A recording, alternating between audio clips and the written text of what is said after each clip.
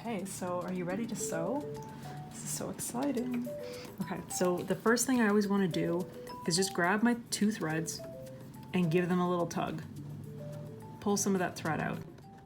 And you'll get to know what feels right for your machine, so that just by doing that for a couple seconds, you'll know immediately if something's up, if your threading is wrong.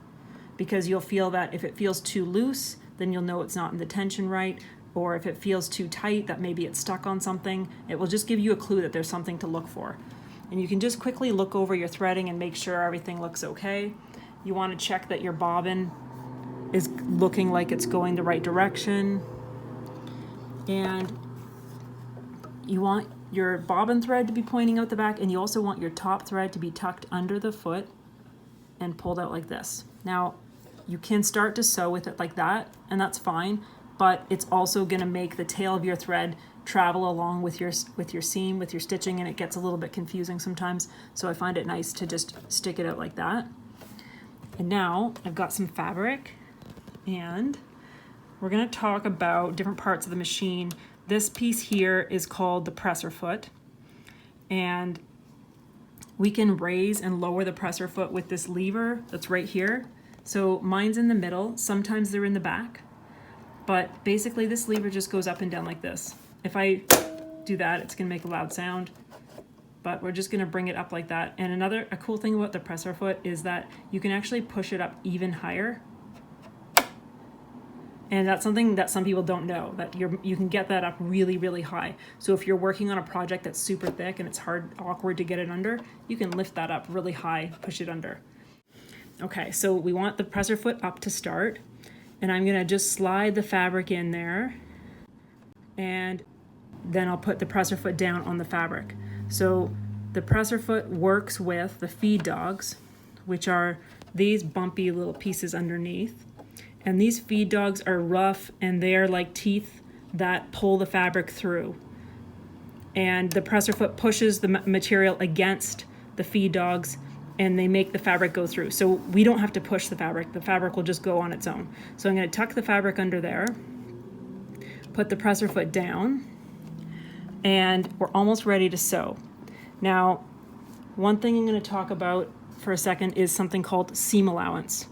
And what that means is it's the measurement from your stitching to the edge of your fabric. So if I'm sewing along right here, that's going to be about 1/2 of an inch or 4/8 of an inch from the edge. So that would be a 4/8 seam allowance. And I've got these little measurements right here, so you can see them all right here. So this would be a 1/8, that's a 1/4 inch, that's a 3/8, 4/8, and 5/8. It's usually done in inches. Occasionally you also have the metric down here. So this one is a centimeter right here. But mostly the most common ones I'll see are the 1/2 inch. 5/8 is really common in commercial patterns, but I more often see 1/2 inch, and the 3/8 is also a really good one because it pretty much lines up with your fabric against the edge of the foot, it just makes it really easy. So that's what I'm going to start with, is the 3/8 seam allowance. So with 3/8, I barely see any fabric beside that. And so I've started sewing. I've started with my fabric a little bit in from the edge. So the needle is going to hit the material, not right at the edge. So I'm going to start by backing up to the edge of the fabric like this.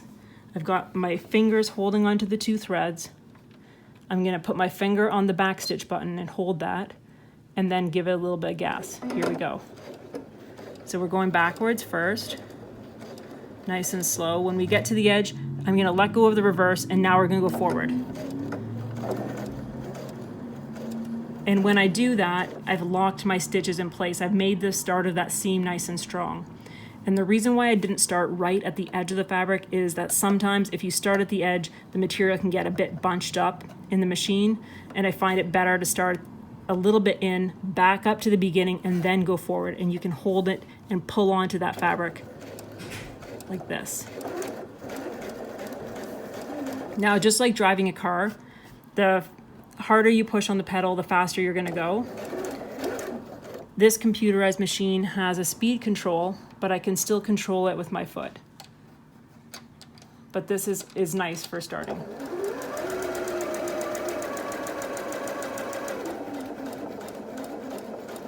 So I'm going to try to keep that seam allowance pretty much the same all the way down. I'm going to come across here. When I get to the end of the fabric, I'm going to backstitch again. So I'll put my finger on the reverse, back up, and then go forward to the edge of the fabric again. The needle is up. I can lift the presser foot, pull this away, and cut it with a little cutter beside. You can also cut with scissors.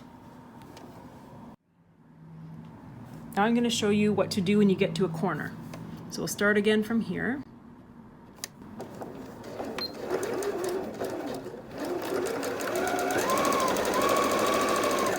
And when you're sewing, you don't want to put too much weight, too much of your hand weight on the fabric. Just let it go smoothly, but your fingers are there to guide it.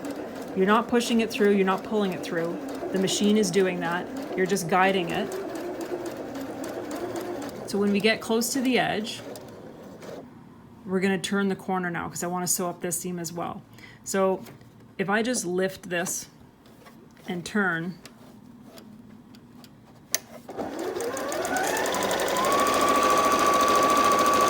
it works okay, but this is what my corner looks like. I've got a very big stitch right here. I also have a little hole in my seam. So that's not what I want. So instead, what I want is my needle down in the material when I lift the presser foot.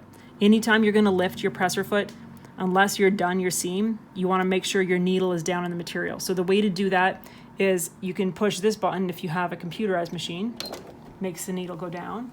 Then I can lift and turn. And you can see I've got a nice neat corner here. There will be no holes. So if you do not have a computerized machine, then you'll be using the wheel on the side to manually make that needle go down. So you'll always just turn the wheel towards you, make sure that you're moving in this direction with your thumb moving towards you. Bring the needle down. Once it's down, it's anchoring your needle to the material. Now we can turn, put the presser foot back down, and off we go.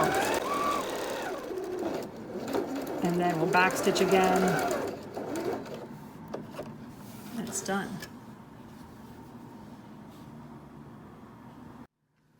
Okay, so now I'm going to show you how to start sewing with a mechanical sewing machine like Rosie here. So I'm going to tuck my fabric under just like I did with the other one. We've got the same lines for the seam allowance, the same feed dogs, the same ability to lift the presser foot. It's on the side like this. If you don't see yours on the side, it's on the back. And so we'll tuck that fabric under, put the presser foot down.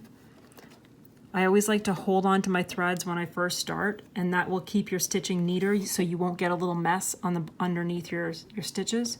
And sometimes it's also good to turn the wheel towards you to bring your needle down into the material first before you start sewing. So the reason to do that would be so that you know for sure where your needle's going to hit and that it's in the right spot. So rather than just going forward and doing it right away quickly, you get to do it slowly to see that it's in the right spot. Okay, so I've got that there, and now I'm going to backstitch to the beginning, and on the mechanical machine your backstitch button will look a little bit different. Mine's here, and I have to pull this down, and I have to hold it all the way down the whole time I want to go backwards. So while I'm holding this, I'm going to push on the gas pedal a little bit, and I'm going to go backwards. And now I'm ready to go forward.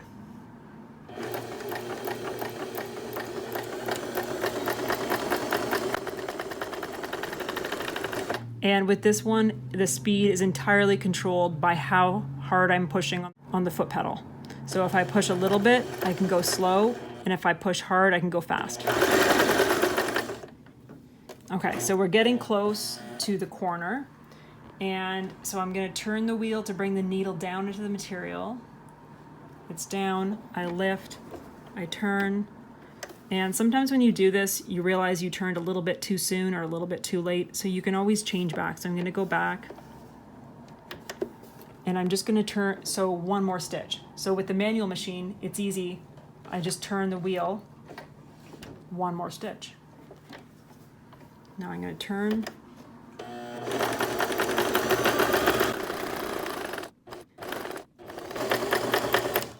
get to the end, I backstitch. And you don't need to backstitch far, just about 1/2 inch is fine. And now, one of the things that's different with the mechanical machine is that when you're done sewing, you want to make sure that your needle is up, but you also want to see that your hook is up all the way to the top. So if my needle's down, I need to turn the wheel and I need to turn it towards me, even if I'm going through a full cycle again. I'm going to keep turning towards me. The needle's up, but my hook is not up. I'm going to keep on turning until this is up. Now I can pull the fabric away.